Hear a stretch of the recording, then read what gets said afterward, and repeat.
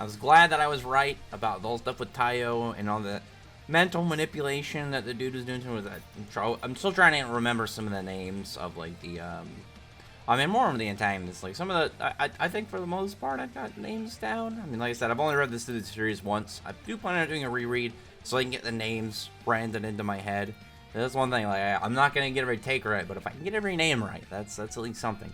But I didn't think that Taiyo was going to be like, you know, defeated by this mental attack. If this was way later in the series, I could see some form of way for him to get, you know, manipulated mentally that could not like defeat him, but at least kind of almost crush his spirit to like where they could fail. But I think it was too much of like the first big arc of the series, and I know like this arc hasn't been like super long, because I think it started like what, like 8 or 9 chapters ago. I'm pulling up the app right now on my phone because I was like thinking about it mid go, and I was like, I need to remember how long this is. Let me see. I think it was like 72 or something that it started. Either way, oh wow, that was 73 was back when you know, like what, like the first or second blooming. So it was like what, 68? It's actually been longer than I thought, to be perfectly honest. Either way, anyway, I don't want to go on that because I'll go on a tangent, just trying to, you know, remember what I can. But like I said, reread hopefully soon in the next couple weeks. But Taiyo, like, he, you know, pulling through. I do really like what was like done in the chapter to have like explain why it was like why he was able to, you know, pretty much get, you know, get his wits back to him, get his head, you know, back on track and get back in the fight. It was like, the thing is, Musumi is like, she's the female lead. They have like a dual setup, but she's not a fighter, so anytime any of the action stuff is going on and they're not more on like the like slice of life side of things, she's obviously not going to be nearly as involved. But I like what they did here with like the whole fact that their you know, their rings can pretty much like pass their heartbeats to each other, so it's like just like a connection thing between them. I thought that was really good because it gave her a value in this chapter, rather than like memory-wise, it would have still been fine if he, you know, like, you know, the memories of her helped him kind of like power himself through this and stuff. You know, just like a really good willpower moment, you know, helping him get his head clear.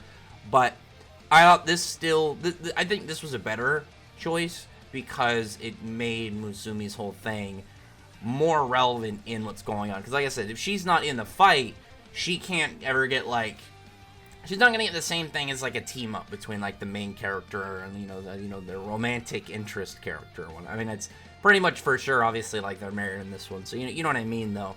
Whoever the main characters, you know, the other half characters essentially. But with that, it gives her more value. Again, if she's not in the fight, but she's able to support him in some way, shape, or form, it just means that she's pulling more weight than just existing. And I do like that a lot. I thought that was a really good component of the chapter. I didn't think it was going to go that way. I figured he was going to, you know, like I said, power through it and stuff. But I thought that the way that the manga did it was better than how I anticipated it. So that's a big thumbs up, because it's something that I knew was going to happen to a degree, but it performed better than, like I said, like I pictured it in my head. But after that point, you know, he gets back up. He's still going in the fight. I like seeing his power in action, because his power is pretty basic. It's going to be really interesting to see like the extent of like how the hardening power is going to work. Because the thing is, unlike the other characters, he is the main character, so we're going to see his power overall the most. And how exactly is the mangaka going to evolve his power throughout the series to keep it fresh, to keep it kind of like growing, and just keeping it interesting and engaging for the readers? Because I'm sure, you know, you can throw rock at a main character who's got like powers in a battle series, and do you really think their powers aren't going to progress? Like, it'd be weird not to, just based off of like, you know, the track record of practically every other series. So his, I don't know, I'm very curious as to how his is going to set up. I think the way that his could be really cool is if his power is not as advanced as it's going, but his weapons get better, like his cool gun sword, you know, the whole lightning thing to it. If maybe he can get it better and better and better, it's because of like his, say like his hardening power. Like imagine he had like a cannon level of power to it, but it's like for a normal person, the kickback would completely destroy your arm. It would, like, it, you know, they're like described, it's like it could rip a normal human's arm out of the socket or something if shot the way that it's designed to. But because of his hardening power, it'd be like he can kind of just, like, handle the force of the attack enough. Like, maybe he's just, like, strong enough to kind of, you know, and durable enough that the force will go into him, but maybe he figures out a way also to kind of alleviate it. So maybe, like a certain pose that would make it kind of travel through his body to make it easier, and then maybe eventually overcome it. Something like that I could see really being just like a general valuable way of progression for Taiyo. So that's just something that I have on the side, because, like, I do like his weapon. His power to me is, like, at least at the current moment, I mean, he's only had it for a little bit, and we don't know how far it's going to progress. I mean, you know, like I said, look at all these other main characters and look at their base start of the series power. A lot of them don't start out with something really crazy, and even the ones that start out with, like, a pretty good power, when you compare it to where it's at, like, at the beginning, and then, you know, if you get, like, all the way to the end game, you see how much progression has actually happened. You can be like, wow, you know, that's pretty insane. And then I'm expecting that for Taiyo as well. Like I said, though, outside of weapons, I don't really know how his power will just advance. He could just get bigger and stronger, and, like, maybe just more muscular as it's going, and then, like, maybe it'll scale, like, the hardening power will scale with his physical strength, and it's not like a 1-for-1. Maybe it's like, oh yeah, I got, you know, another 100 pounds of muscle, but, like, in translation, that's like, you know, 1,000 times physically more durable, or, you know, something along those lines. But while he's still trying to fight this dude, like, he ends up using his Daybreak ability, and that just cuts through the big tanks. And he thinks that the seed sowing project has, you know, has been thwarted. He thinks that's good, because there was the whole part about, like, if it's introduced to the air, then it's pretty much compromised, and you know, they're good. But Kawashita is like, he essentially, like, integrates into his own body, and he's gonna just do it himself. I legitimately, though, am worried for him as a villain, for the longevity of it. Not, like, the idea of him, like, is he gonna make it out of here? But I guess it's kind of, like, in that same way of, like, he can be defeated, but I want him to continue onward. Because I talked about in the last chapter, I have enjoyed him as a villain in the last few chapters. When he first was introduced, I was like, there's nothing too special about him. He looks a little silly. Like, there was nothing really that stood out to me. But I really like how he's got, like, a setup to where he's kind of like an evil counterpart to Taiyo. And, you know, that's always a fun thing when you have, like, this, not mirror match, but kind of like a negative version of the main character. Especially, like, he doesn't have to look literally, you know, like Flash and Reverse Flash or something.